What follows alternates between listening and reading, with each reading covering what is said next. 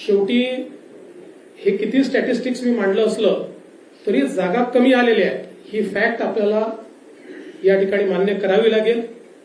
आणि एकूणच या निवडणुकीचं नेतृत्व हे एक प्रकारे भारतीय जनता पक्षामध्ये मी करत होतो, त्यामुळे या ठिकाणी जो काही पराभव झाला असेल, ज्या काही जागा कमी आल्या असतील याची सगळी जबाबदारी ही माझी आहे, ती मी स्वीकारतो।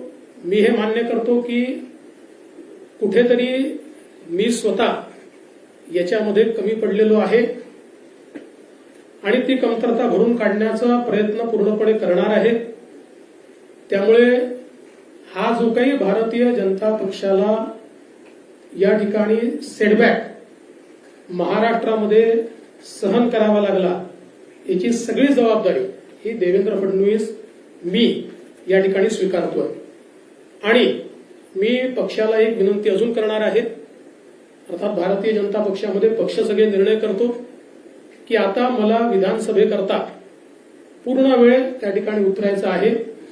त्याच्यामुळे मी भारतीय जनता पक्षाच्या शीर्षस्थ नेतृत्वाला ही विनंती करणार आहे की त्यांनी मला सरकारमधनं मोकळं करावं आणि पक्षामध्ये पूर्ण वेळ काम करण्याची त्यांनी संधी द्यावी, जेणेकरून ज्या काही कमतरता राहिल्या आहेत त्या कमतरता पूर्ण करण्याच्या दृष्टीने मला माझा पूर्ण वेळ देता येईल। अर्थात बाहेर राहिलो तरी सरकारमध्ये जे काही आम्हाला करायचं आहे ते आमची टीम करेल, त्यांच्यासोबत मी असणारच आहे।